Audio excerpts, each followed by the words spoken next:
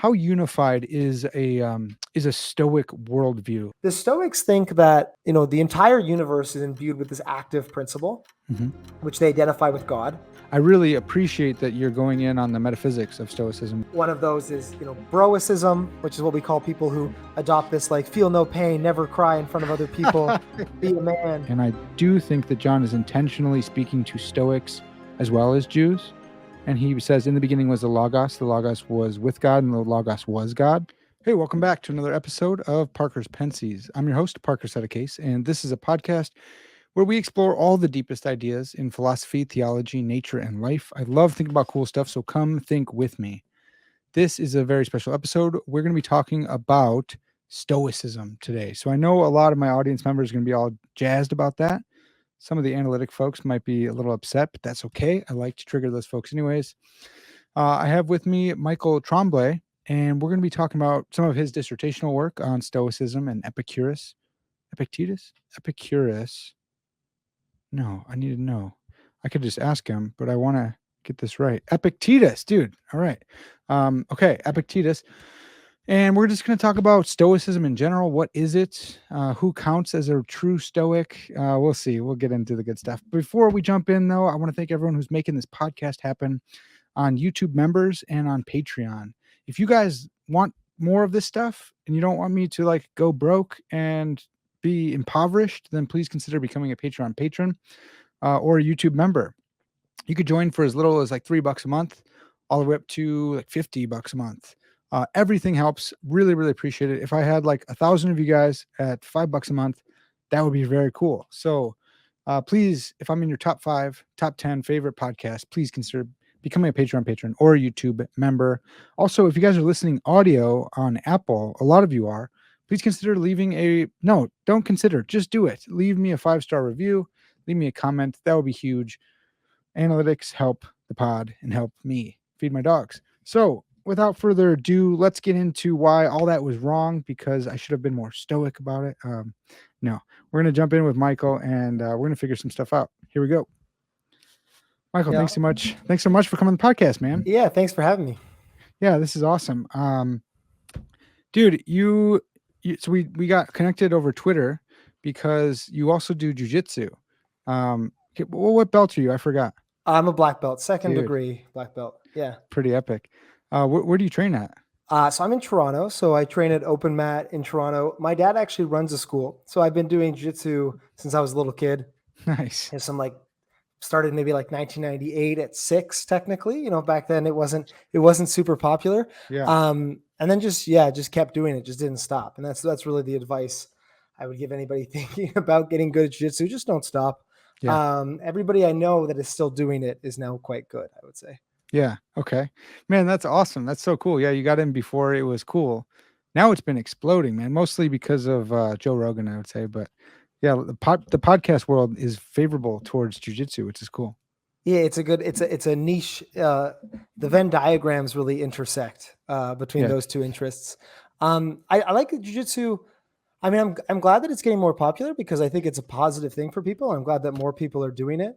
Yeah. But it is always going to be kind of obscure and niche. It's always going to be, it's never going to be soccer or hockey or anything like that. Well, I'm from Canada, so hockey up here. Yeah. So it'll always stay there, but it is bigger now. Yeah, that's awesome. Well, Michael, so we're going to get into Stoicism. So before we do, I wanted to introduce you to the audience a little bit more. Where'd you do your dissertational work at? Yeah, so I did my PhD at Queen's University, which is in Kingston, Canada. That's just across the border from New York, just north of there, New York State. And in my PhD, I focused on moral education and Stoicism. So the question that was always I was really interested in philosophy as a way of life, interested in philosophy as a mechanism by which to live better, because I'm interested in living as well as possible. And I thought philosophers were the people who took those questions really seriously. And ancient philosophers in particular took those questions very seriously. And so moral education is this question, the way that I like to frame it, of, not what it means to be a good person, but once you've agreed what a good person is, how do you become that kind of person? How do you cultivate virtue and transform your character? And so I focused on Epictetus, and I can go into as much or as little detail, depending on how nitty gritty you want to get into it. But Yeah. he's one of the Stoics, one of the more famous Stoics, and he ran a school. So it's really looking at his educational program basically, and the intersection of theory and training, which, as a martial artist, which is something you can empathize with, was something that was of interest to me. Yeah. How much of skill development, because the Stoics looked at character as kind of a skill or craft, how much of that is theoretical, and then how much of that is practice, habituation, training, and what might those training exercises look like? Yeah. No, that's awesome, man. Did jujitsu like inform your decision to go on and study Stoicism? Yeah, totally. Well, for a couple of reasons.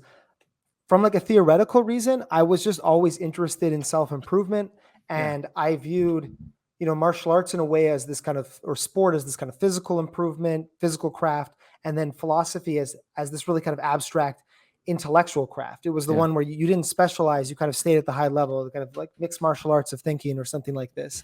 And then on a more practical level, I was a pretty competitive jiu-jitsu guy for a while. I was, I did worlds every year. I did Pan Ams.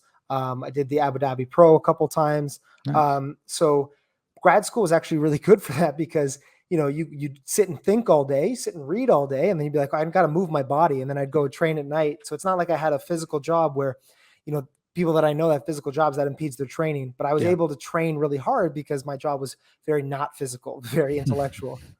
No, that's all, dude. I 100% resonate with you. And even some days when I'm like, I don't know if I'm gonna go to jiu-jitsu today, after just sitting around all day reading, it's like I'm gonna die. I have to go and put hands on somebody. Yeah. No, that's it, so good.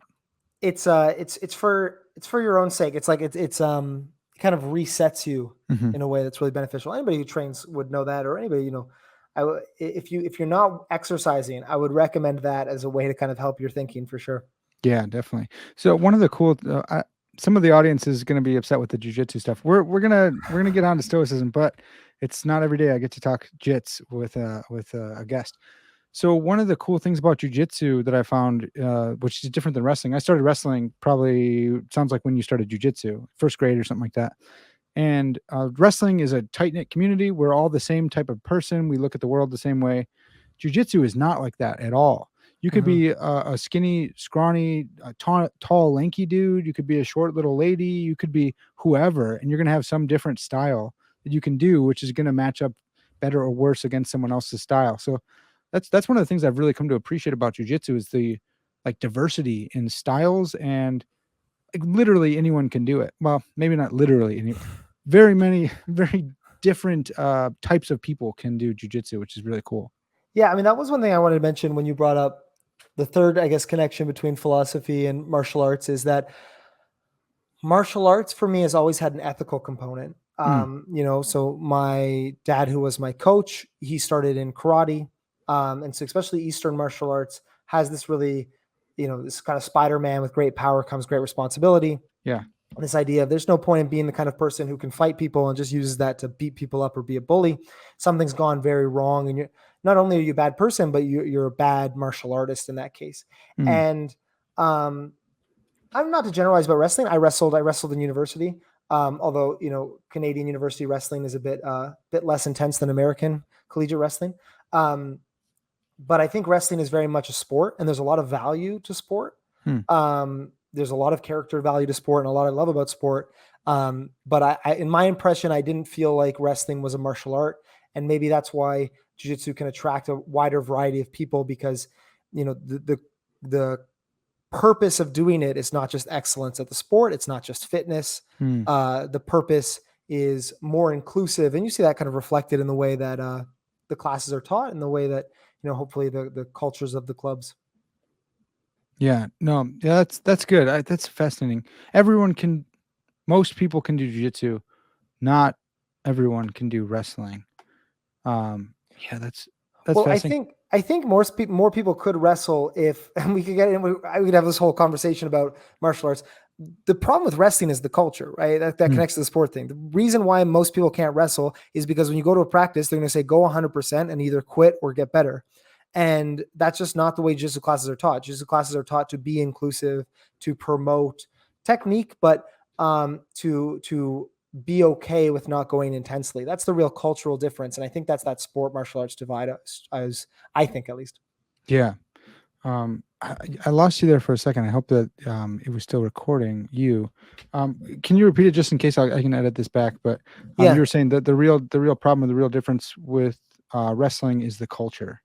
Yeah, so saying in the culture of wrestling is it's a sport. So you start as a kid, then you do high school, then you do college, then you're either national team or Olympic team, and then you stop doing it, right? Yeah, Because the goal is athletic excellence. Where yeah, I think martial arts, the goal is self development, self improvement, and that's viewed more inclusively. So the classes are set up to allow more people to do it. Because at the yeah, end of the day, it's just grappling, right? Wrestling is grappling with people. Jiu-jitsu is grappling with people. So when you say not everybody can wrestle, that's physically not the case. It's culturally the case. It's that, mm, if you go there as a 50-year-old smaller woman to at your local wrestling club, you're probably going to get hurt, or you're probably going to be confused because they're not going to know what to do with you. yeah. That's fascinating. So I was thinking probably more from like physically, it's higher impact as well. Like just the sport of wrestling. You don't think so? I just don't think so. Okay. I think it is higher impact because you're doing it more intensely, Mm, right? There's you got 80-year-olds doing judo, right? And the reason for mm. that is because of the Eastern. Again, I think because judo conceptualizes it as a martial art, conceptualizes that as wanting 70-year-olds, 60-year-olds in that room. Dude, that's fascinating. Okay, this is opening up my mind here. Hmm. I would like to keep wrestling. It's very hard for me. If I'm not in good shape, I can't go back and roll with my college wrestling team. So I have to like get in shape in order to go wrestle with those guys where I can just go do jujitsu. But also like, dude, okay, so even the sport, it's easier to slow people down in jujitsu than it is in wrestling. You know what I mean? Like you're saying that maybe it's the mentality where like I don't know, dude. It seems like the sport is just higher pace. I guess what I'm saying is that excellent wrestling is higher pace. Okay. But what's stopping you from going and doing some shitty wrestling? Yeah, what yeah, yeah, what's yeah. stopping you from doing the technique slowly in a way that wouldn't work, but you're still on the mat, you're still moving, I think right? it's just the live. I want to go with you here because I want to open up a wrestling club, dude. I miss it. Um, I think it's like if you're going live in jujitsu, you can still slow someone down. The gi helps a lot, so maybe it'd be more comparable like no gi, right? I don't know. Maybe you have thoughts on that, but no gi seems like it's a lot faster than gi, right? Yeah, I think you're right again at a high level. I mean, don't get me wrong, wrestling is hard, but wrestling is hard from a rule set perspective, as Mhm. well. One of the things that's, and we're getting into the nitty gritty of it. Welcome to this wrestling That's and right. jiu-jitsu podcast. Yeah. So for those that don't wrestle, one thing, at least in Canadian freestyle wrestling, which is what we do in Canadian colleges, and is in the Olympics, if you take somebody down after 10 seconds of inactivity, they stand you back up. In jiu-jitsu, if you get a good position, you could stay there the entire match. So, one thing could happen, you mount the person and you mount them for the whole time. And so I agree. When I go to my jiu-jitsu club's wrestling practice, even though I'm doing that with jiu-jitsu people, I'm like, this is exhausting because we have to keep standing up. We have to keep resetting to neutral in Mhm. a way that's really difficult, where jiu-jitsu allows you, to really slow things down and dominate a good position Yeah. and stay there. Yeah. So I'm partial with you that there are differences there, um, but I guess maybe I'm thinking maybe on at least much less of those differences are necessary than people think. I'm 100% committed to that. This is fast. I'm actually like sweating too. Do you get to think about jujitsu and wrestling? And I'm like genuinely sweating. This is wild. Um, I think that you're right. So I had in mind American folk style because that's what I did my whole life. I only did a bit of freestyle. So that is another point too. American folk style is like my jam, dude. I hate freestyle, but American folk style, I love it, and that's why I love jujitsu because it's mat wrestling. There's much more mat wrestling, though the sport is being ruined every year by chopping away at the rule set and making takedowns worth more points, and it's really sad. But I got to chew on what you said more because this is the first time I've been thinking about that, and that you made some really good points, really compelling points. Dang man, that's good. Well, I could stay on that the rest of the time. Let's get into some stoicism.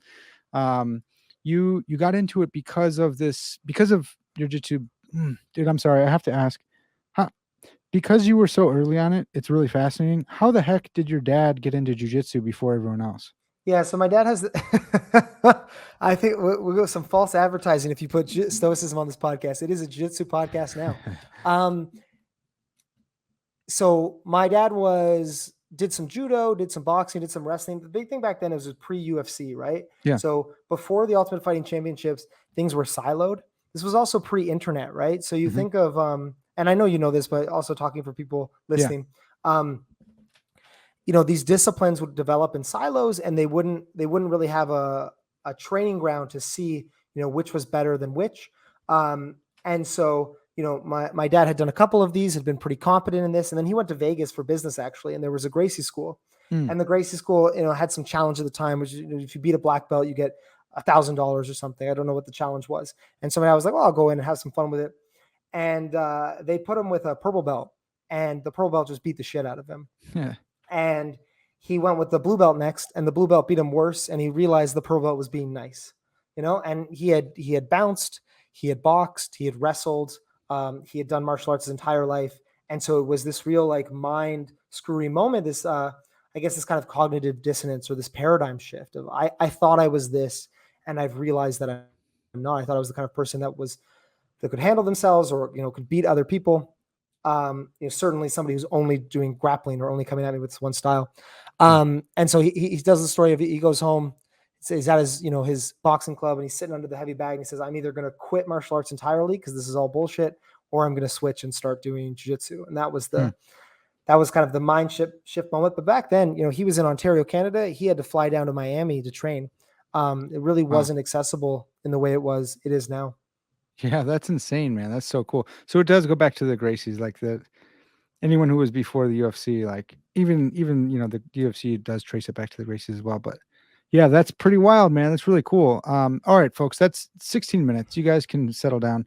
There's some timestamps. I probably should have said it sooner, but there are timestamps. You want to skip the jujitsu, but you shouldn't because you should be doing jujitsu. Dude, so what made you want to get a PhD in philosophy and work on Stoicism? I understand like studying it, right? But that's a lot of work to go in, the full way and do the PhD. What made you want to go the full route? Yeah. So, a lot of it connects back to the jiu-jitsu. It's just, as I said before, it's just such a good lifestyle. Mm. When you're training and thinking of really channeling the ancient Greek mindset there. I was like, Yeah. I'm wrestling, and then I'm thinking about Yeah, dude. Stoicism. It was a great fit. Um, but there's something to be said about a depth of mastery. And I think that again comes back to the jiu-jitsu, is this idea of a black belt, and the idea that, I was a black belt when I started my PhD. I got my black belt just before I started my PhD. Mhm. And when you become excellent at something, you realize that you were not as good as you thought you were when you were an intermediate. You Yeah. realize the kind of depth of progression there is there. And I felt the same way about philosophy. I'd done my master's on Epictetus, and it was like, I get Stoicism. I get Stoicism more than 90% of people, 95% of people, probably 99 if you look at it, because it's a little niche. But I didn't have that mastery yet. I didn't have the grasp of it. So I wanted to dive in. And as long as I was passionate about it and enjoying it, I'm the kind of person where it's like, if I like what I'm doing and I'm Mm. developing my skills, I'm getting smarter, or I feel like I'm getting better at something, then I'm going to have a blast doing it. That's awesome, man. Um, we've used the word a few times now, but for those who are uninitiated or there's probably confusion around it anyways. What is Stoicism, and who gets to call themselves a Stoic? Yeah, so Stoicism is an ancient Greek philosophy. It is a philosophy is a way of life, which means it is all encompassing. It talks about ethics, metaphysics, epistemology. It connects all of these fields into a holistic worldview about how to live. And really, with ancient Greek philosophy, is you have Aristotle who said, look, the point of philosophy is to understand how to live, is to understand how to flourish, Mm. and how to be an excellent person. And then following Aristotle, a bunch of people had different answers to that question. Well, what does it mean to be happy? What does it mean to flourish? And the Stoics, so the Epicureans, for example, their answer was, a life of as much pleasure and as little pain as possible. That was their answer. Uh, Aristotle's answer was, a combination of goods. There's many good things. You want as many of them as possible. You want to have virtue. You want to be, socially successful. You want to be, physically excellent. You want to have all these good things. And the Stoics' answer was, no, what it means to have a good life, what it means to be a good person, is to have an excellent character. It is to perfect what is up to you. I think that's the key ethical claim of Stoicism, is that virtue is not just the highest good, but the only good. And what we mean by virtue here is a good character. Yeah. That's really high level. Anything in that you wanted to dig into Yeah, further? man. Is fatalism intrinsic to Stoicism? Because that's oftentimes you'll hear, maybe that's a canard, maybe that's a trope of Stoicism, but that like you can't affect what happens outside of you because of fatalism or determinism, but you can affect the one thing you can, which is your own emotional state. Yeah. So Stoicism, we're going to dig right into the nitty gritty. Stoicism is deterministic. It Yeah. thinks everything is material. Thinks everything has prior causes. Um, but what it is it's compatibilist. So what that means is that it believes that you can have a deterministic universe and still free will in a meaningful sense. And what free will looks like for the Stoics is the Stoics really care about causes. And so they say, look, when we're asking if a choice was free, if it was up to you, if you controlled it, we're not asking if you have free will that exists separate from the causal laws of the universe. Yeah. We're asking if your character was the cause of the event. And so they'll use this analogy. This is an ancient Stoic quote where they'll talk about a cylinder rolling when it gets pushed. And they say, look, if someone calls you a jerk, they call you a bad name, and you say, well, I got angry because they called me that. They say, well, look, that's not the cause of the anger, because someone else can insult somebody else and they can laugh it off, right? Right. The cause of the anger was your character. So the same way the cylinder will roll when it's pushed and the cube won't move, your character is the cylinder, right? When it becomes easily offended, easily angered. And so that anger, that being upset, that extreme emotion, that revenge, that lashing out, that bad thing you do after you get insulted, those are things that are up to you because your character was the cause of them. Yeah. So again, a lot there about determinism, compatibilism, free will, but that's the way to look at it. It is fatalistic in a sense that the universe is predetermined by causal laws, and if that demotivates you, you might find Stoicism demotivating. I think a lot of people in the modern Stoicism community actually kind of ignore the metaphysics and just look at the ethics because they find that determinism frustrating.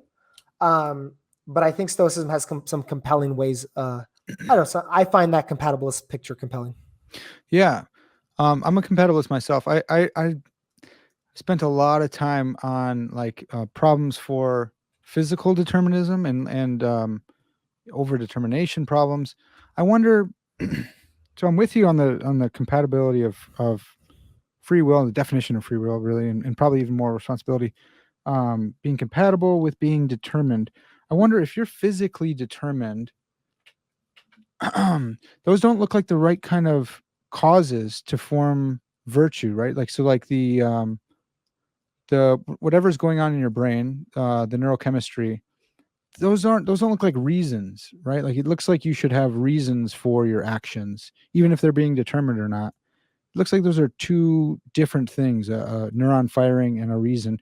Neuron firing looks like it responds to physical laws. Reasons look like they should be responding to like laws of logic or rational laws. If A, then B, A, therefore B.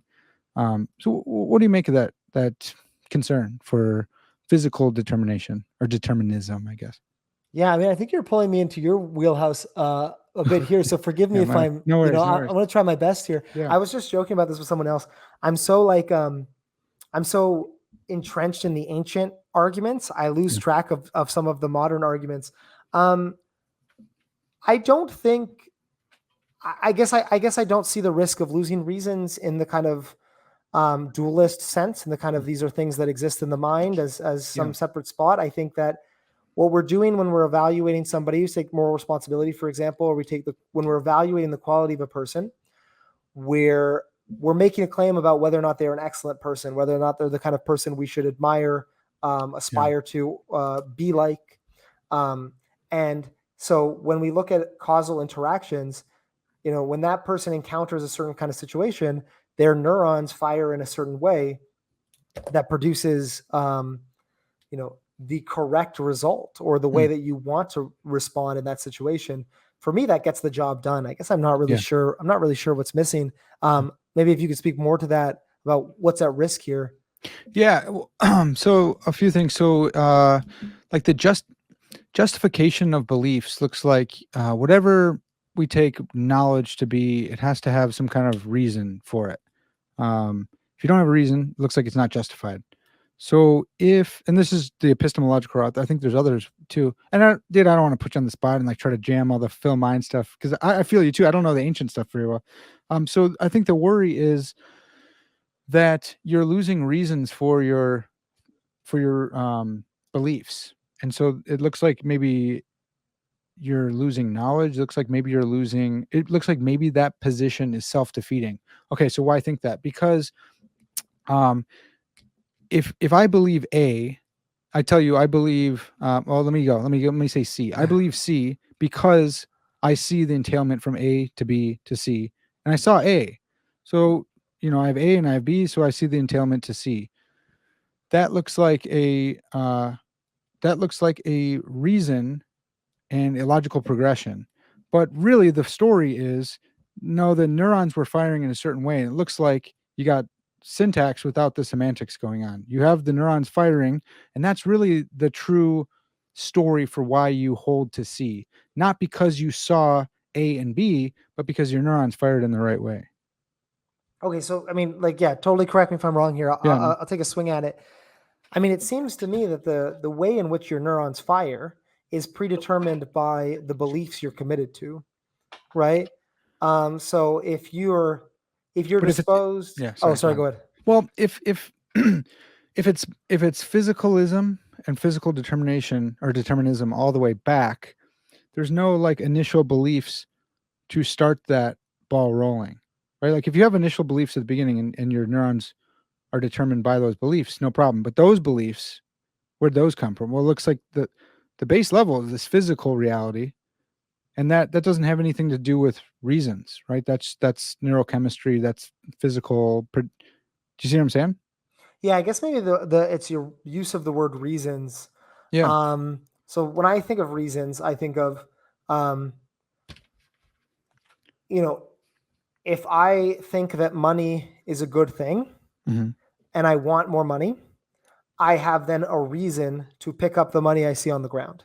Yeah. And so those beliefs produce a reason for a type of action, or give me a reason.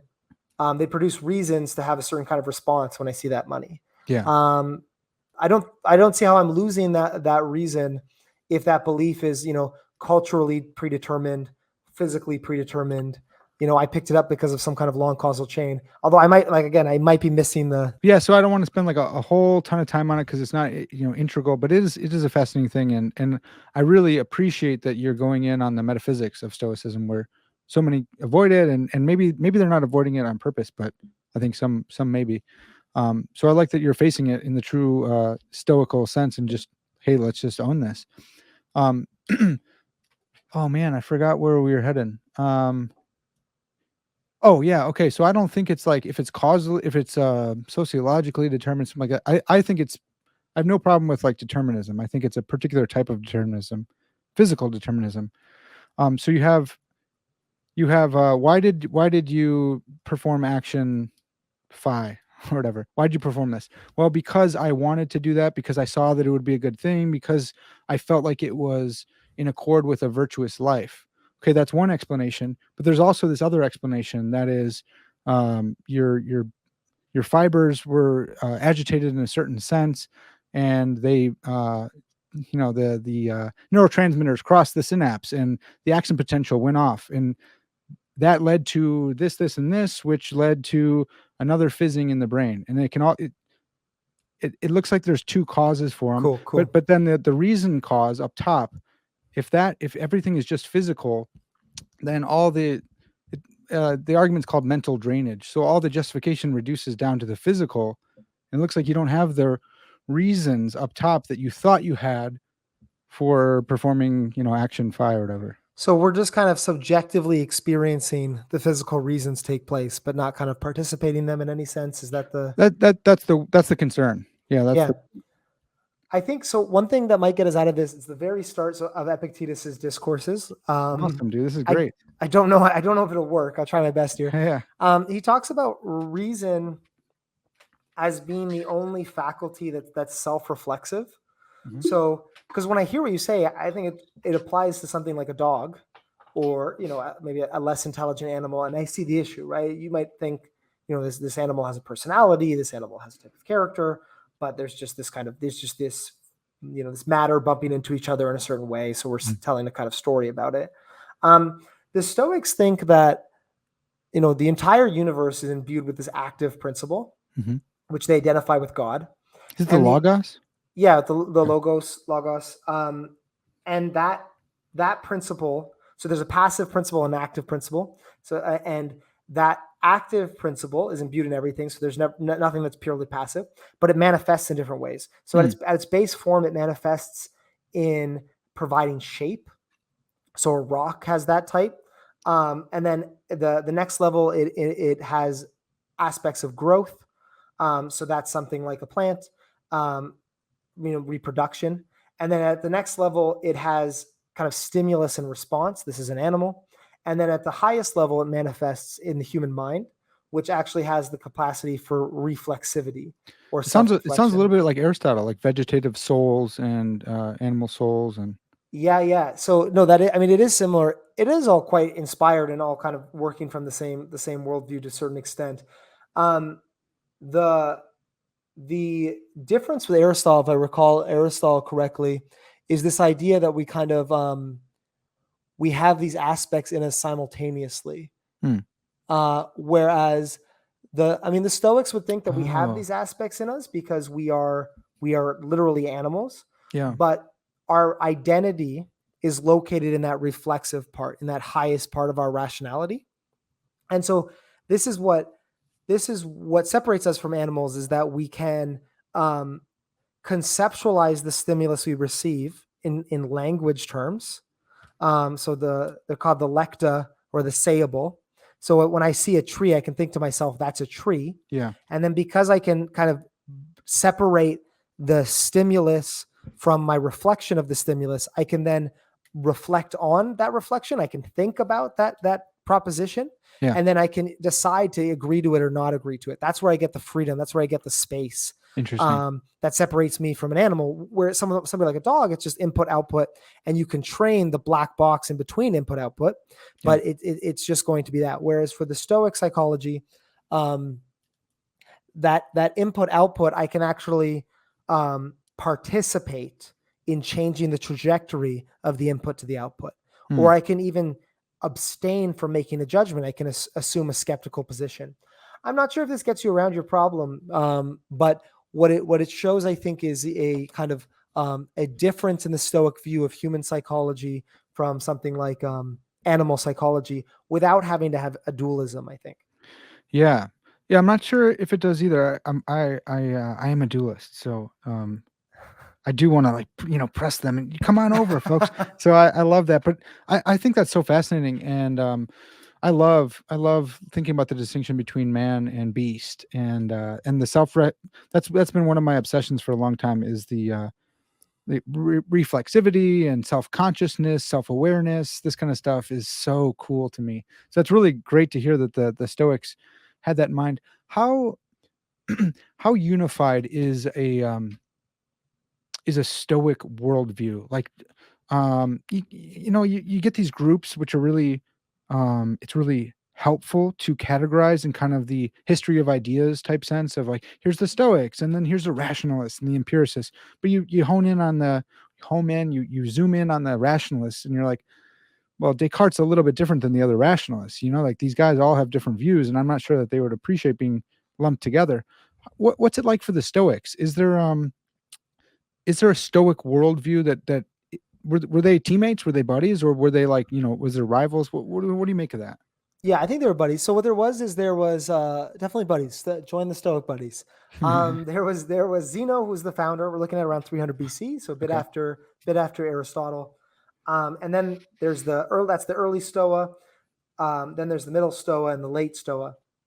And what you see in there is you see some conceptual clarification going on, but Mm. I wouldn't say any sort of deviation from the main tenets. Mm. The main tenets being, there is a God or divinity that imbues a materialistic, deterministic universe. Mm-hmm. We are part of that universe. Our ethical end is to live in accordance with that universe. And because of that, virtue, understood as living in accordance with that universe, living in accordance to nature, was the Stoic claim, is the ultimate ethical end. And then there's some epistemological claims, which is that knowledge is achievable. We can achieve knowledge by reflecting upon what they called cataleptic impressions, or I would say impressions of the world that have a certain sensation to them. So as long as you're being careful, you can really, you can tell this is true as long as you're being cautious, which Mm. obviously the skeptics at the time were like, that's silly. Yeah. So these are, I would say that's a quick run at the main tenets. Yeah. That's pretty consistent. What you see in the late Stoa, so the late Stoa, you're getting Epictetus, who I studied, 100 AD, 400 years later. Marcus Aurelius, Emperor of Rome. Oh, so you count. That was one of my questions. Is Marcus Aurelius a true Stoic? I would think Marcus Aurelius is a true Stoic. I think Marcus Aurelius is a person who wrestles with his Stoicism, right? Yeah. So Yeah. again, for those listening, Marcus Aurelius, Emperor of Rome, one of the most famous Stoics, and this interesting contrast. Epictetus, who I studied, he was a slave. Marcus Aurelius was the most powerful man in the Western world. Yeah. So both people attracted to this philosophy, which is kind of an interesting contrast. It is. And what you see in Marcus Aurelius, what we have him is we have his meditations, which is his journal, his personal reflections to himself, was not meant for being viewed by other people. We all read So it now. His own yeah, personal diary. oh, this is super embarrassing. Oh wow, I can't believe he had a crush on this person. No, but it's a set of personal reflections, and in those you see him wrestling with it. But you see him wrestling with it with the way anybody who's genuinely engaging with the knowledge wrestles with things, Yeah. right? Yeah. And sometimes he'll be like, well, whether it is all providence or just random atoms floating through the void, it doesn't matter. I should still act this way. And you could dig into that and go, oh my goodness, is he a Epicurean? Does he not believe in determinism? Right. Does he not believe in providence? And it's like, no, he's a student of philosophy. And I would certainly say he falls into the Stoic camp. If Marcus Aurelius was not a Stoic, then most modern Stoics are not Stoics, right? Well, he's a person that could be true no matter what. Yeah, he could be a Stoic, and the modern folks could not be Stoics because some of these guys out here, man, I don't know. Yeah. But yes, yeah. So it's I don't want the bar if the bar is so high that Marcus Aurelius doesn't cross it, it kind of gives a worldview that I don't really understand. Sure. Or a conception of it. There was Aristo. So there was one guy who was kind of the bad boy of Stoicism who broke off from it around its founding.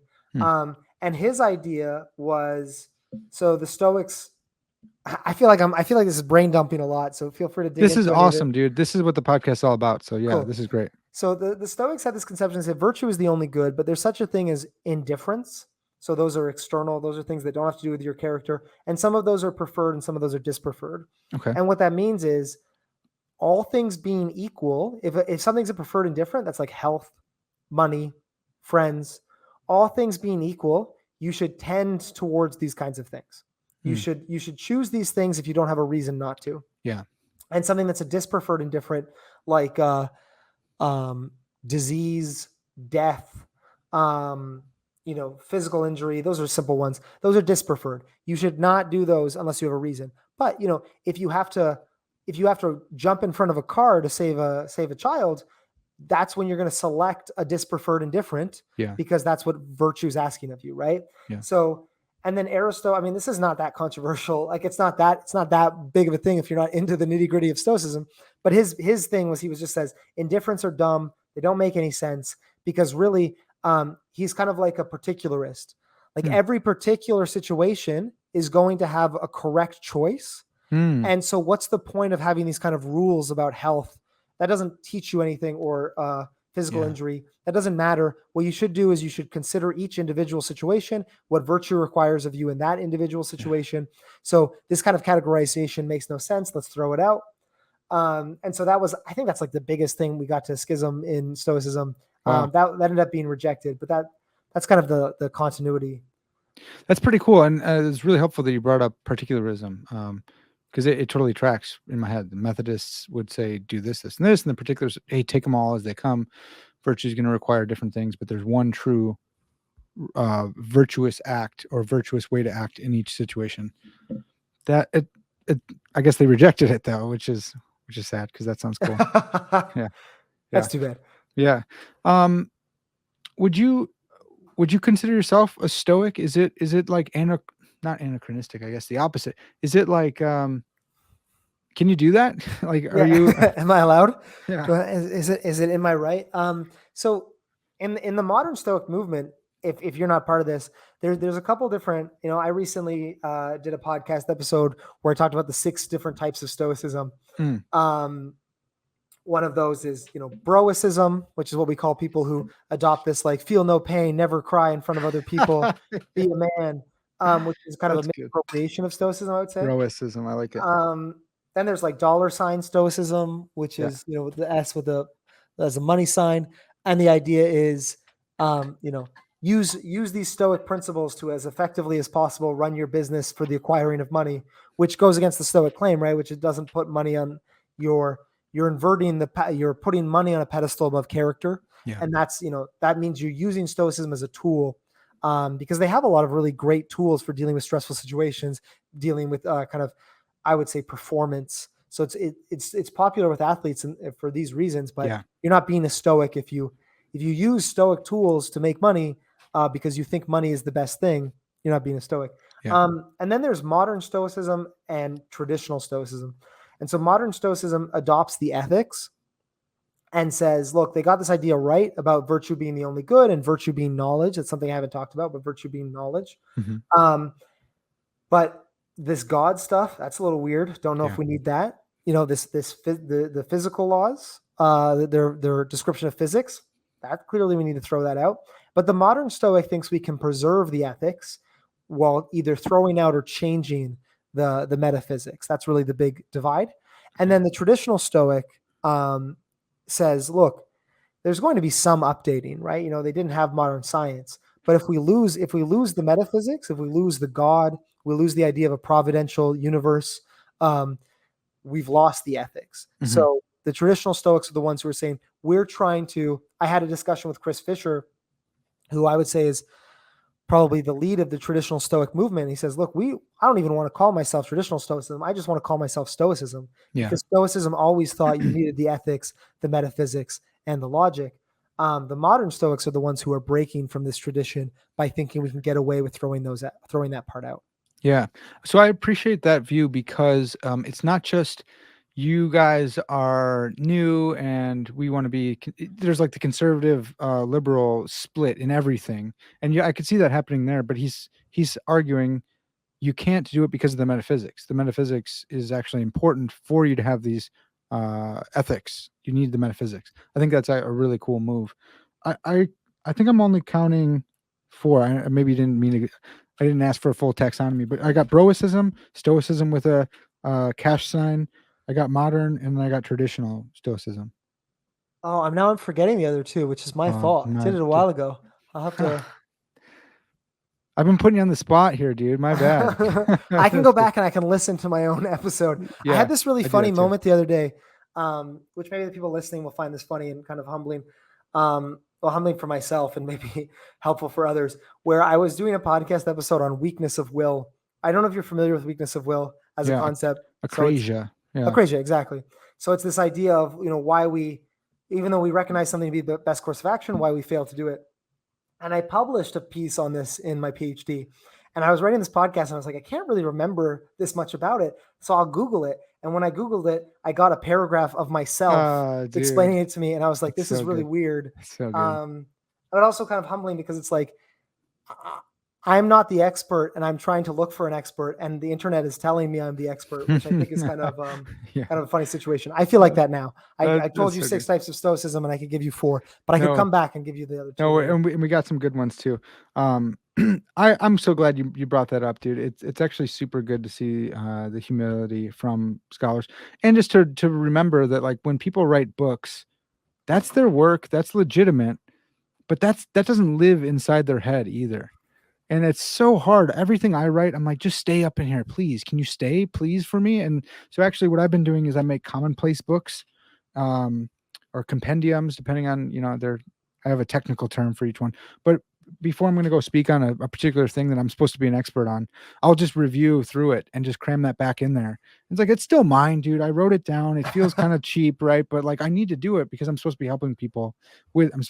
And so just to resonate, like I have to do that if I'm going to go speak on something. So thanks for cold calling, just being on the podcast here. This is Yeah. great. And for those that are interested in writing or thinking, it can be really intimidating. Like as someone who's done a PhD, it can be really intimidating when you're starting that process. You go, wow, these people are way smarter than me. Mm. And it's like, not only does this person develop cumulatively over time skills and knowledge that, are accessible to you and you can write that way, but a lot of good writing it's not just like the person sits down and writes this thing, Yeah, right? right. It's like Yeah, they write it and they go back to it and they go back to it. So it's a thousand them over a yeah, thousand days that have produced this thing.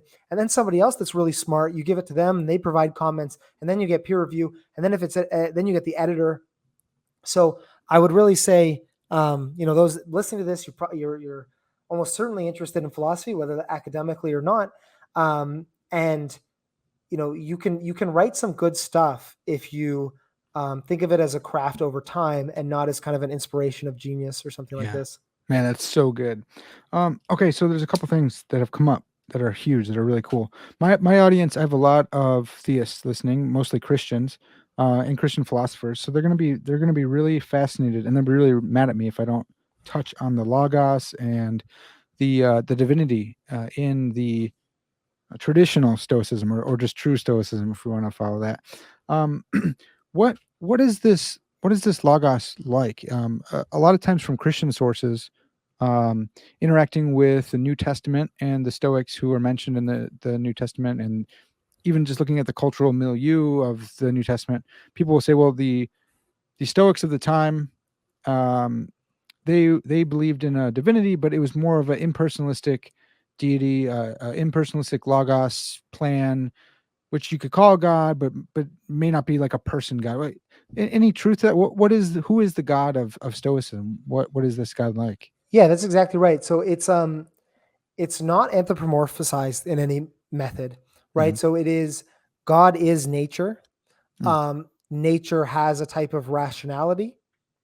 Um, but at the same time, you see these appeals. Like Epictetus will refer to Zeus as kind of interchangeable with the Stoic God. Now, whether he's doing that as kind of an educational tool Mm. to make sense to people in their cultural time, that's something. He'll also so it's not anthropomorphic in any sense. It's depersonalized and it's identified with I would say the rational laws of the universe, um, the kind of movement and order of the universe. Mm. So whether or not you want to call that a god, if you think God needs to have intentions and a will, or could change their mind, or Yeah. could be mad at you, or uh, even love you, I guess you Yeah. couldn't. You wouldn't say this of the Stoic God. Yeah. What the Stoic God is again, providential universe, so still ordered in a way that is good. Yeah. And so the Stoic conception of life is that you harm yourself when you get out of this order, when you Yeah. create friction. So I think of this as there's the kid, and the kid is upset that the kid can't fly. So you're consoling the 6-year-old. It's like, well, you're suffering because you've trying to pull yourself out of reality, or out of the way things are. Yeah. And likewise, this might be extreme, but someone you love dies and you feel insurmountable grief. Well, you didn't acknowledge that you were loving a mortal person. You didn't acknowledge or properly conceptualize that you were loving someone that dies, right? Mm. So you've broken yourself out of reality. Yeah. That's an extreme example, but that's kind of the picture here. So that's the God that we're working with. Some interesting things, though, is still. I mean, I don't know a ton about Christianity. You probably know more Sure. than me, but I think about the Holy Spirit, right? Which in Greek is the pneuma, the breath. If I'm right about that, and that's what the Greeks called your soul, Hmm. was this pneuma, this breath. And the important part about that is that this order of the universe is associated with fire. It's associated with movement. And so when you are animated, when you are alive, you're imbued with this breath, which is the part of you that has the most amount of divinity. I was talking before about how there's different amounts of divinity in different types of objects. Well, this breath has the most divinity. That's the part that has the, I don't know, the highest proportion of godlikeness, or the highest quantity of godlikeness. And Epictetus will say things like this. He will say, you have a piece of God inside of you, right? And so there is this kind of connection with God as not a thing external that you appease or appeal to or deliberate with, but something that's inside of you that you need to get in accordance with and align with. Yeah, that's good. So a lot of times you'll hear preachers say a really similar notion, but say we're not living along the grain of reality. Like you're trying to go against the grain, and you're experiencing this kind of pain and stuff.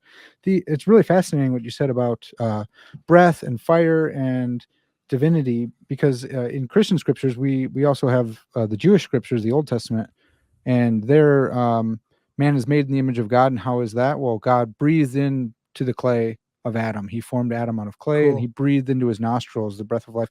I think it's ruach is the Hebrew, and then pneuma would be the new one. But it is this breath, and there, depending on who you ask, that is like the rational principle, right? That is something that makes us different. We're made in God's image, and so in that sense, like when we see another human, we know we can't eat a baby, but we can eat a pig. Why? Because we're recognizing the spark of divinity, the image of God imprinted on this being. So that is pretty cool, man. I think there's some overlap there, some connection that we can make, some common ground. I wonder about. I love the providence stuff. I wonder about providence without like a providential will. I wonder about like how is there providence without without God guiding? It doesn't seem like God could guide without a will or without rationality, right? Well, for Christian gods in general, Yeah, Christian God, I'm a bit confused about God in the sure. Christian picture, Yeah, because this is not somebody who reflects, right? It's not somebody that deliberates. God's will does not change in the Christian picture, does it? yeah. No, no, no. Let me think if there's. So it depends. There's different conceptions of God. Classical and neoclassical views of God are going to say no. Um, but maybe an open theist God might say that's like the future is open, but that might be uncharitable. So it's hard to say. But on most conceptions in a Christian worldview, no, God is not needing to deliberate in that fashion. God doesn't have uh, not dispositional. All of God's thoughts are current to him, and so it doesn't look like he Hmm. needs to reason out things like that. Yeah, so in that case, I guess it wouldn't look that different in terms of it being predetermined, providential. But Um, we would still want to say that he chose to create the world and create this world in this manner, even if when was the point of yeah, choice? so it depends on whether you think God created time or not. Okay. So if God created time, then there's this. It's kind of hard to say, well, when did he do that? Because before then, you're using time language. If time is a component of his being, then you could say, well, at whatever time, I don't know what the time would be, but Yeah. you know what I mean. But it wouldn't be a choice, right? It would be a kind of an unfolding. We wouldn't want to say it's like an emanation, right? Some people might say that if they go in for like eternal creation. There are folks who do Mhm. that, but um, uh, why couldn't he have a desire and then act on that desire? Even if you could go in for compatibilism about God as well. It Yeah, doesn't no, have no, to totally. doesn't have to be libertarian free will in God. Some people say that, some people don't. I'm trying Yeah, to that's hedge fair. all because I know my audience well and I've studied this stuff, and it's there's everything you say has you're stepping on a landmine. Yeah, so I mean, great. So I think that's a good point. I think one things that are interesting here is that this is kind of pre-Christianity. Sure. So I don't know what the Greek word for providential is that we're talking about here. So that would Mm, be interested to dig into, because you can. yeah. I think it's a good point. It's not one that I've thought about. Hmm. I wonder if there's almost kind of an anachronism happening when Christians are reading Stoics and saying, Hmm. "Oh, well, this is a providential God," reading that into it, and then if you go back to it, there is a sense of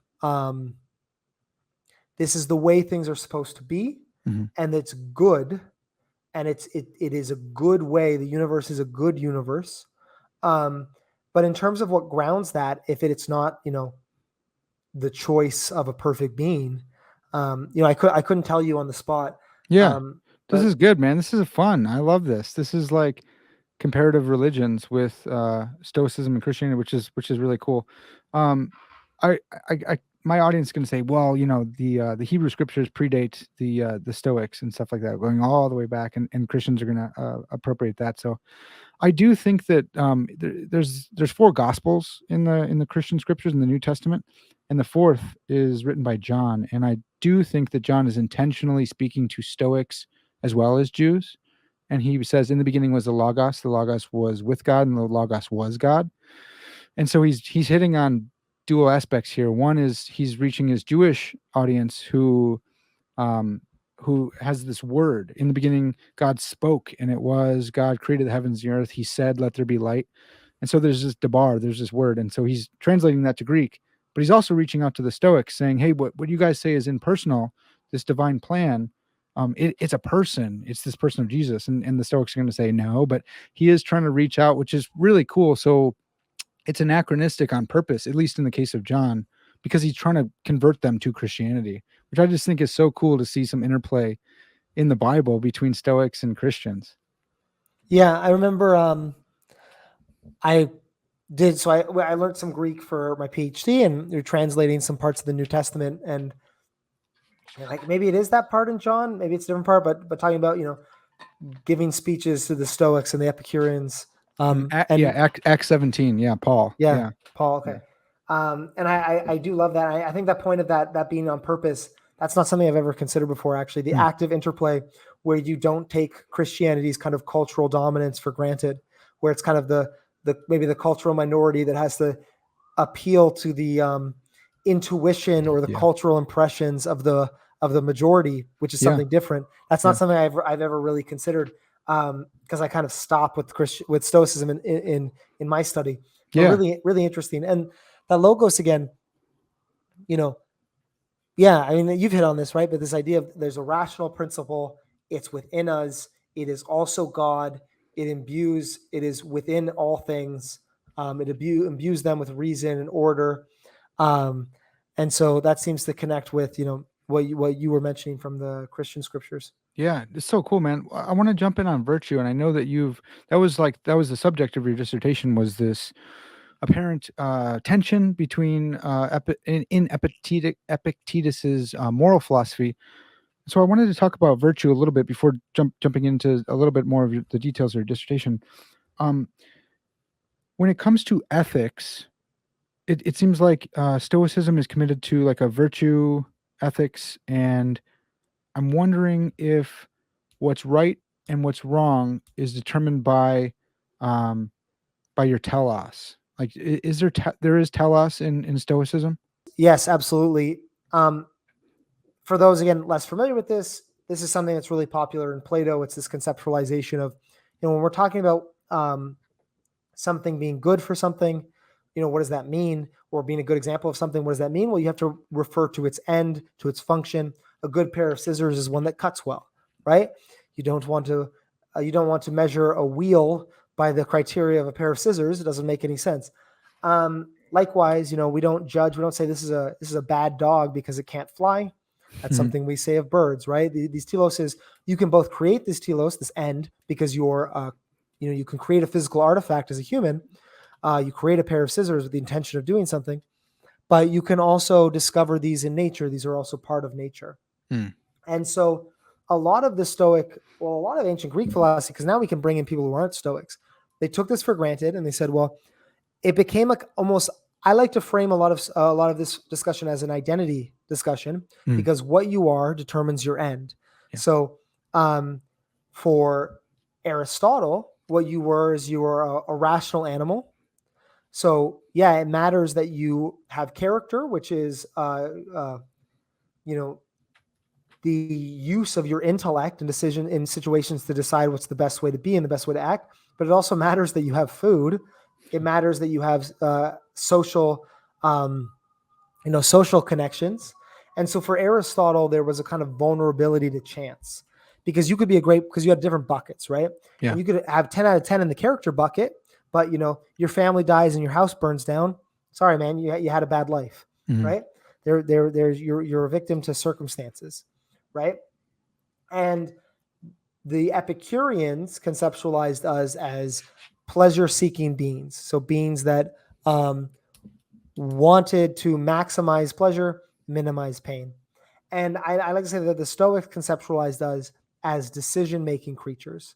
So we are that part of, we embody flesh, but our fundamental identity is something that can reflect on impressions and make decisions about whether or not to believe those impressions to be true. We're belief forming kind of entities. And those are decisions. That's a choice. So we're choice making beings, and those choices have consequences. They have emotional, behavioral, character consequences. And so a very famous part of Stoicism that we haven't talked about, we're hitting a good deep level here, which I think is really fun, but a really surface level thing of Stoicism that gets thrown around all the time is the dichotomy of control. Some things are up to you, some things aren't. You should focus on the things that are up to you and not worry about the things that aren't. Things that are up to you are, your rational faculties, reflection, choice, your motivation to act or not to act. Things that aren't up to you, property, reputation, your body, your political office. And a lot of people take this as a pragmatic claim. So a claim that says, look, you'll do better if you worry about what's up to you. You'll just perform better. You'll be less anxious. You'll have less extreme emotions. And in some sense, there's pragmatic benefits. But I really interpret this part of Epictetus as a identity distinction. He says, what is up to you are these things, because these things are you. You are your choices. You are your beliefs. You are the motivations you feel because you believe certain things. You're not your body. You're not your reputation. You're not your possessions. And Epictetus has other passages about this, ones that I love, that I find super motivating, where someone will say, look, you'll be threatened by a tyrant, right?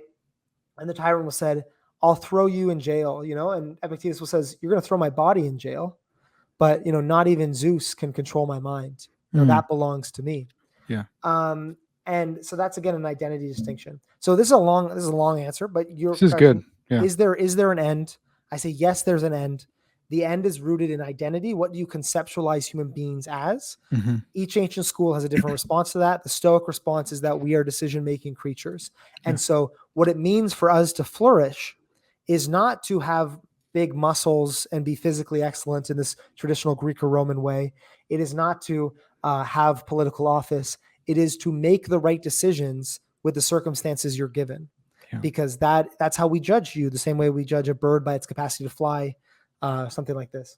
This is really good. And it's, it touches on some really cool stuff. So, we're the decision-making creature. And so a lot of folks listening are going to say, well, on physical, I hate to go back to it, but on physical determinism, you have this distinction between what's up to you and what's not up to you. And it looks like everything that Epictetus would say is up to you is actually not up to you, because it's been predetermined by the laws of physics. And what you are, which I love this idea that you're not your body, but that's because I'm a substance dualist. And saying, like, that quote that not even Zeus could control my soul or my mind. The libertarian Christians, the Arminians, are going to say, yes, exactly, like that's totally right. I'm a Calvinist myself, but they're going to be saying that. So I wonder if you are a bundle of your decisions don't seem like they're things that can make decisions. It seems like a product of your mind or product of yourself. So it looks like there's nothing actually up to you on this view. So I guess I want to, yes, good point. I mean, we're coming back to the original point now, which is the better understanding of Stoicism, right? But what the Stoics would say, which is maybe compelling to you, maybe not, is something like what it means to be up to you is causality, right? It means it's caused by you. So my decisions are caused by me. My beliefs are caused by me.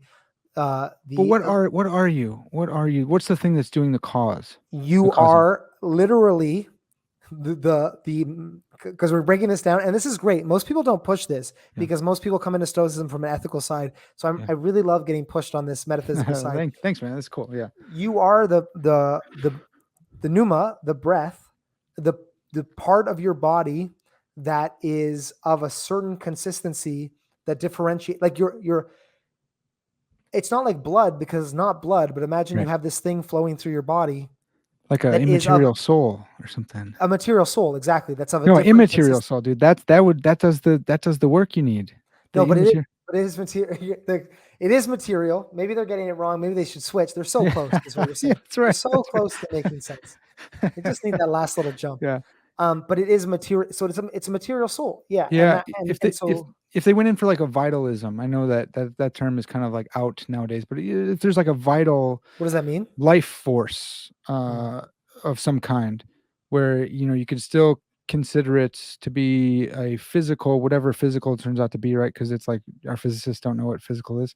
Um, then I could see it, yeah. Or maybe it's like the form of the person, which isn't actually a physical thing, but it's also not like a immaterial thing. It's the form of the person. I'm trying to think through how they could save this. Not that not that I've like struck a chord or anything. But anyways, no, this is fascinating. Sorry, I interrupted you again. Well, just to bring it back, and I think these are fun criticisms. I don't know if I have good responses for you, but they're definitely helping me think about it. Awesome. The question was, well, if it's all a bunch of matter, Yeah. what is you? What is like? And yeah, it is a material soul. It is a um, something that exists within your body that has a different physical consistency. And so when they talk about character development, they literally talk about the tenor of your soul. They talk about Hmm. the consistency of that soul. It takes on it physically transforms as you move towards virtue. Hmm. So virtue is a material transformation. And not only this, but it actually attains a type of rigidity when you become a sage, Yeah. such that it is no longer changeable.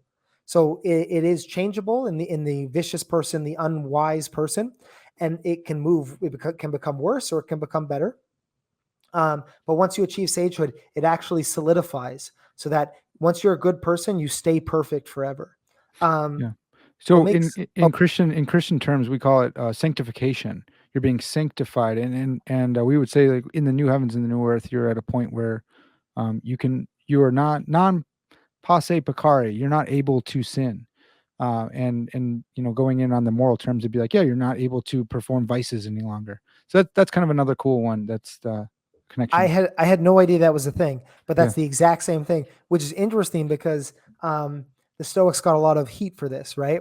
Hmm. They think that doesn't make people would say that doesn't make any sense. How could you not sin? Or they wouldn't say that, but how could you not be vicious, right? Yeah. Anybody can do that. And the weird thing about Stoics, though, just to push that a step further, is that virtue was knowledge. So it's a perfect Yes. knowledge of yourself, your position in the universe, and then that reveals to you a perfect knowledge of how you should navigate that universe in every moment, right? It is, Hmm. you think of like your will coming into accordance with the will of the universe, the will of God in a sense. Yeah. And um but the interesting thing about that, or I think the funny thing, is that has epistemological implications for non-moral truths as well. Yeah. So the sage is the Christian word, or the Stoic word for something like a saint, the perfect person. Hmm. The sage literally couldn't trip. They couldn't miscalculate where a step was, Yeah. because that would be a kind of it would reveal that they could let false beliefs into this perfect system, which is not Yeah. possible for them. This is another fascinating point in Christian theology, is whether Christ, who is truly God, truly man, whether he or not he was a good carpenter. Because if he was a man, he had to grow in wisdom and stature. The Bible says that. And could he have been a shoddy carpenter, or could he have spilled a glass of milk? And it's like, well, spilling a glass of milk is not a moral sin, but it's a mistake. And if he's a perfect being, and so again, dude, this is fun seeing some of these connections here. Yeah, again, as you said, I wasn't aware of these connections, which is really fun. Um, I don't know what it's like. I don't know much about the comparison between Christ and a saint. like how similar though? I mean, I assume they're certainly not identical, but how Mhm. similar sanctification is to Christ's status. Yeah, it's growing in Christ likeness. So Christian is supposed to be a little Christ, right? And so this is why we have a big affinity with the ancient view of philosophy as a way of life, because Christ is our philosopher, and we're supposed to be Mhm. following him and growing into his. He's the moral sage, and he's the one we're supposed to be growing more and more into his likeness. And we even have the critique with a similar critique as was leveled against the modern Stoics, that you don't get this without the metaphysics. So we got liberal Christians who drop the theology, and you're like, then you don't get the rest of it without metaphysics. And then we got some other conceptions of Christianity today, which is not Christianity as following Christ the philosopher in his path, but being a good Republican. And it's like, well, dude, that's not quite it. There may be some overlap, but first things first. So again, dude, the philosophy as a way of life is something that Christians ought to totally affirm, and everyone did back in the day. Yeah. So two things I want to say to that. Um, First is that the Christ-like figure in ancient Greek philosophy is Socrates, right? Mm-hmm. So he's the perfect person, the person who understood virtue, and the person that was persecuted by the masses who misunderstood him and chose to die in a way that he did not have to die in to preserve his beliefs, to not compromise his character. Mm-hmm. Um, so there's some really kind of interesting parallels there. And then you have an offshoot of people who say, well, this was Socrates' key teaching. No, this was Socrates' key teaching, right? So the Yeah. skeptics are going to say Socrates' key teaching is, I know that I know nothing. It's that Mm-hmm. skeptic belief. The Stoics are going to say Socrates' key teaching was the primacy of knowledge, or the importance of knowledge, and the pursuit of that, even at the risk of I don't know, persecution or failure and kind of success in the external world. Yeah. Um, the Cynics, we haven't talked about the Cynics because the Stoics actually were an offshoot of Cynicism. So when you talk about, we had this early question about the breaking in Stoic kind of lineage. Stoicism was the break from Mm. Cynicism. And Cynicism says that, look, Socrates' main achievement was his total pursuit of virtue at the expense of social success or social navigation. He was Mm. kind of a pariah, and that's what we should aspire to. So you get Diogenes yelling from the trash can Yeah, about the plucked chicken and stuff. Yeah. yeah, or masturbating in the middle of the city, or sleeping in a barrel, like just Yeah. was a weird guy, right? Not like a. Um, Whereas the Stoics are going to say, look, the social conformity is a preferred indifferent. Insofar as it doesn't ask you to compromise your character, you should contribute to your social community. Yeah. Um, Hmm. and Epictetus says things. Epictetus actually is interesting because he looks at the Cynics as a calling that is too good for normal people. And he says, really talented people, you become cynics. You ignore everything else and you pursue virtue. But us normal people, we have to be Stoics. We Hmm. have to think of virtue as the highest good and the only good, but still kind of be parts of our community and engage in kind of social norms. Yeah. Okay. So I think again, my audience will be mad if I don't ask two more things. One would be um, the role of forgiveness in Stoicism. So that's a big one for Christians. Is Christ died to forgive sinners of their sins, and who trusts in Him for that forgiveness, will be made right with God and be able to live along the grain of reality, the way we're, according to our telos, in right relation to God. Um, so if a Stoic is vicious towards his neighbor and comes to recognize that, um, what do they do? How are they to are there rules for making amends? Are there rules for who you ought to forgive if they come to make amends? Or are there any guidelines for forgiveness? Yeah, it's a great question. I haven't been asked that question ever, so let me take a second to think about it. Hmm. Epictetus has this great quote where he says, the beginner will blame other people, the intermediate will blame themselves, and the advanced will blame nobody. Mm. And I think that's a big part of Stoicism, is this idea of, when you're unhappy, you put the blame on other people. When you're a beginner, as you progress, you say, look, I've got some work to do. And then as you advance past that, accept, I guess this providential nature, the determinism, the fact that ignorant people will do ignorant things. And then, so two other points now. So now some things are coming to me. One, what we haven't talked about is this idea of intellectualism. Yeah. So the Stoics believe that there's no such thing as a animal part of our soul. This is something that Plato argued for. He said, look, we have a rational part, but we have our animal part. And sometimes when we do terrible things, when we do vicious things, we, we're greedy, we harm others, we engage in pleasures of the flesh inappropriately. It's because the animal's winning, and reason should try to control the animal. Yeah. The Stoics don't think anything like this. They think, look, you are just a bundle of beliefs. You're a bundle of kind of cognitive commitments, value judgments. And if you do something vicious, it's because you thought it was the right thing to do. You might be ignorant. Well, you're certainly ignorant, but it's because you thought it was the right thing to do. And that's why virtue is knowledge, because we don't have any sort of animal part of ourselves to conquer. We only have to have the correct beliefs. The flip side to this is I think this belief, when you begin to internalize it, creates a kind of extreme forgiveness or state of forgiveness, because you recognize that everybody is making the decisions that you would do the same thing if you knew what they knew. There's no sort of soul. There's no sort of, they just think this is the good, so they're going to pursue the good in that extent. That's the second thing, intellectualism. Third thing, I would say, Marcus Aurelius has a beautiful passage, especially funny considering he was emperor of Rome, where he says, wake up in the morning and remind yourself that you'll meet people that are ungrateful, vain, selfish. Doing this off the top of my head. And he says, but they're like this because they don't know good from bad. But you understand good from bad. You've understood reason. And so, you should be able to enter these, confront these people with that in mind and not begrudge them, not be angry at them. And I guess in a sense, forgive them. Those are the three main things that I can think of off the top. How does that That's sound? great. No, that's cool, man. I appreciate that. I think that's a good response. I love that quote, by the way. It's really good. I've tried to memorize it, so I was thinking like maybe I can help you out. And I was like, nope, it's not there. I can't remember if you said brutish or what, but I wonder about. Okay, so I wanted to just touch on the main question that you ask in your dissertation, which could probably take us another 4 hours. So it's probably not fair to do that, but you'll have to come back on, dude, because this has been so much fun. I would love to.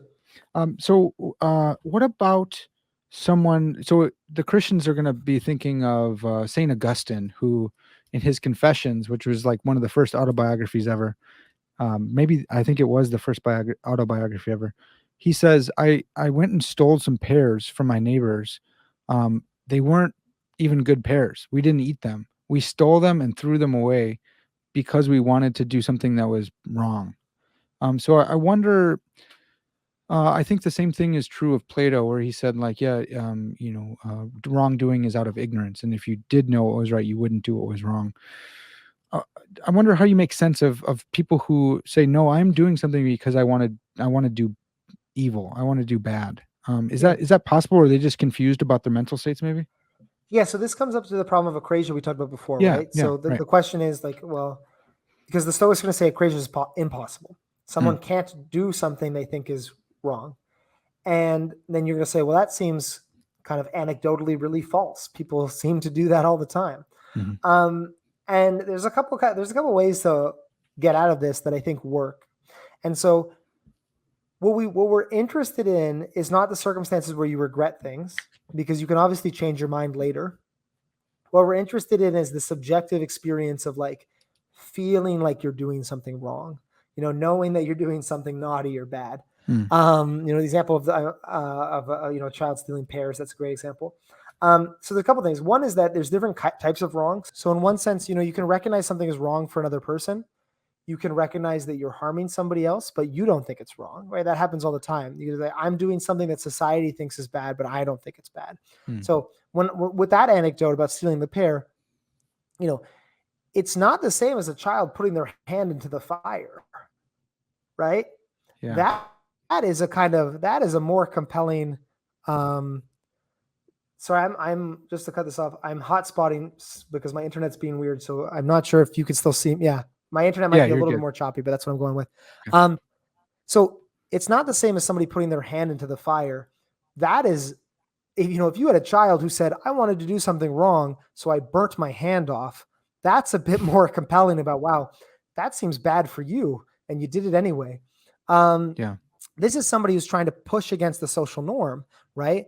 And so I guess I should clarify here too that the Stoic sense is always good and bad is always rooted in the individual, which might not be taken for granted. So it's not Hmm. good or bad in a um, ethical sense. Or not in an ethical sense. That's not right. Um, it always means good or bad for yourself. You can't do something that you think is bad for yourself. That's not Hmm. possible. Is the view, or um, the bad thing to do as you making the decision, if that makes sense. So that's why the hand example would be more compelling, because it'd be pretty clear it's a bad thing for you. People don't tend to do things like that. Um, then the other thing that the Stoics would say is there's actually we can have a kind of oscillation of beliefs. We can Hmm. have a quick movement between two states that can feel like a conflict, but is actually kind of an argument that seems temporally simultaneous, seems like an internal battle between good and evil, right and wrong, but is actually just a flip flopping back and forth between being the kind of person that thinks it's good for them to steal the pear and not being that kind of person. Yeah. And I think that one's really compelling to me. That one makes a lot of sense. Yeah, there's this shifting, this internal shift, even though it feels like it's one, it's actually a couple things going on. yeah, and then the third kind that I talk about this in my thesis is the kind of unreflexiveness. So this is the kind of thing where we don't realize what we're doing is against our commitments or our beliefs. Hmm. And then so we retroactively realize what we've done when we reflect upon it and say, wow, I willingly did that bad thing. But the Stoics are, and I would be interested if you have another counterexample, but they're going to be committed to this idea that it is impossible. Um, it's impossible to do this. And I think another thing that Christians deviate from the Stoics here is there's no idea of and you would know more about this than me, but there's no idea of original sin. There's no idea of a kind of fallen nature. There's Hmm. no idea of something that we need to atone for, apologize for, make amends for. Um, we are we have developed we the phrase blank slate, which is popularized by John Locke later on. That's that's a Stoic phrase. We're born as blank slates, Hmm. and then we become ignorant because we're socialized by imperfect people, and we rely on our animal senses before our mind develops. And so the animal senses, when you're 5, might tell you what's the most important thing is getting food, even if it means pushing over another kid. And we kind of internalize these, so we grow up flawed. But it's through a socialization process and through inhabiting a body. It's not because of any sort of corrupt part of our nature in any sense. Interesting. Okay. When you say animal senses, I thought there wasn't an animal component on Stoic anthropology. No, so I mean, I should be careful with animal sense. So the Stoics think that we don't develop reason. There's actually debate about this. We don't Okay. develop reason until either 7 or 14. Hmm. So before that, we are actually animals in a literal, like we are morally equivalent with animals. But then once Um, we, oh, okay, so it's kind of like an age of accountability, maybe, where yeah, you wouldn't hold a child accountable for certain actions because this is not that kind of thing, man. They can't respond to reasons in the appropriate way. that's exactly it, right? Okay. And so there, you can't call them virtuous or vicious. You can't. These are the same way you couldn't say this of an animal, because they literally are an animal, and then they become a rational animal again, 7 or 14. Some people think 14 is a bit old. Some people think 7's a bit young. Um, but there obviously becomes this point, as you said, this age of accountability. So what happens when we're 5 is we're not responding to reasons in the way an adult human responds to reason. We're responding to stimulus the way an animal does. Yeah. And that kind of that solidifies some beliefs about the world, some kind of non-reflective, simple beliefs. But Yeah. then as we grow up, we have to kind of um, untangle those. So, okay, last potential pushback here. Um, so, in the age of accountability view, on like a Christian view of man, is look, we're not holding this person accountable because um, they don't have the mens rea or whatever for uh, being vicious or committing a sin or a moral wrong. Um, on the Stoic view, it sounds like there's a developmental shift or like a Sorites point that once you pass a certain level, when you're 7 or 14 or whatever, you become a new thing. You become a rational being. Before you were an animal. I wonder what we do with like human rights. Like, what does anyone before that point, do they have less rights since they are like literally an animal? Would it be okay to treat them as such? It's a great question. I love these questions. One thing I like about this, and probably because you have engaged so much with Christianity, um, is you're meeting Stoicism where it's at, and intellectually respecting it enough to criticize it. Because most people I talk to, it's either this like, yeah, I'm already bought in, like just give Yeah. me the ethics, Yeah. or it's like, well, that's ancient mumbo jumbo. What does that matter? Hmm. So this is a really fun debate. So one thing, Martha Nussbaum, famous political philosopher, law professor at the University of Chicago, and also amazing ancient philosopher, very very impressive woman. Yeah. Um, she says that there's a couple things ancient Stoicism gets wrong, and I'm forgetting the other two right now. But one is that they don't pay enough attention to humans, or sorry, to Hmm. children. Sorry, they don't pay enough attention to children. They don't focus on children in their philosophy, so they have an undeveloped developmental picture. And I guess this is kind of the cop out. They also have kind of an undeveloped picture of child rights. I would say there's not a kind of a discussion the Stoics would ever have. I would, through intuition, think you'd get these similar kinds of arguments with a kind of a potentiality argument. Oh, Kind sure. of, Okay. there's Yeah. something owed here about, the fact that a child could develop reason separates them from animals. Yeah. The fact that the child has a kind of different role in this universe than an animal would, which is that role is to grow up and fulfill their adult potential. So I Yeah. think there would be these kinds of appeals, but we don't get these deep discussions of child pedagogy, which for me is really interesting, right? Like in Plato, you're getting, we'll bring the kids in, we'll teach them this, we'll tell them this lie, we'll teach them this myth Yeah. because we recognize how Yeah. important it is. Yeah. But in Stoicism, you're getting this kind of thing what Epictetus did, right? Like Epictetus ran a school for young Roman men, and it's this kind of thing of like, well, come here when you're a teenager, and then I'll deal with you. But Yeah. there's not this kind of picture of what we do with these 5, 6, 7 year olds. I think Aristotle had something similar, right? Where he's like, you don't teach them ethics until they're old enough to understand it. Yep, that's right. Yeah. And it's just fascinating because the metaphysics on Stoicism is different. So it's like, yeah, there might be a different reason there, even though they're superficially similar. There's an actual deep, maybe discordant view, which is so cool, man. And you're right that like I do really appreciate this. I think it's so cool. I think it's wrong in crucial points, but it's so fun, man. It's so good, and it's like, and I love thinking about how smart they were.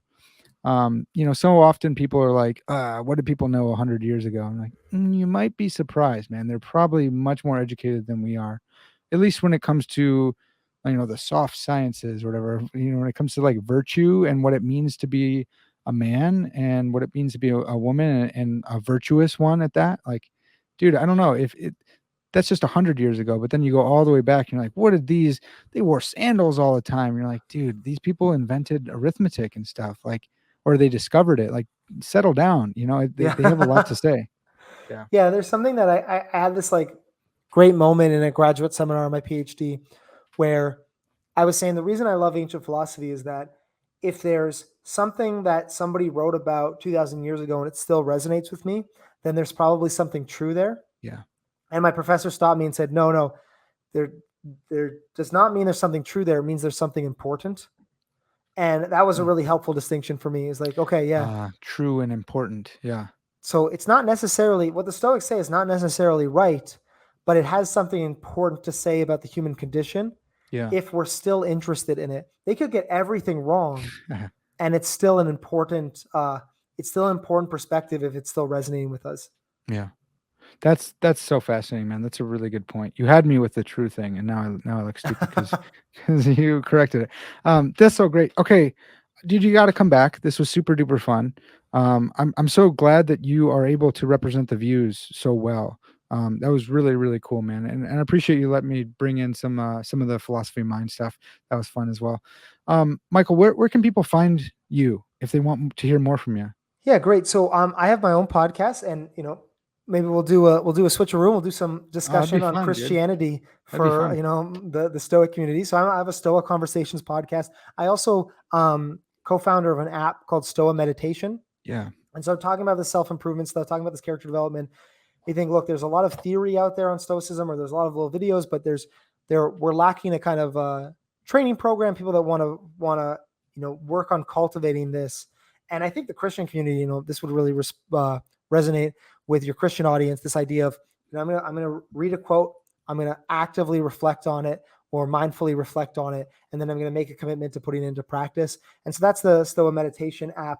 I have theory courses on there. I have meditation courses on there. But that's my community. Anybody who thought anything we talked about that was interesting, that was listening, send me an email. You can find my website. Maybe we'll link it in the show notes or something like Yeah, this. definitely. Because All those links will be, so wherever you guys are getting this at. Check the description. You can down find the below, links. because Yeah. always super happy to have these discussions, especially with people interested in engaging with these ideas. Yeah, that's awesome, man.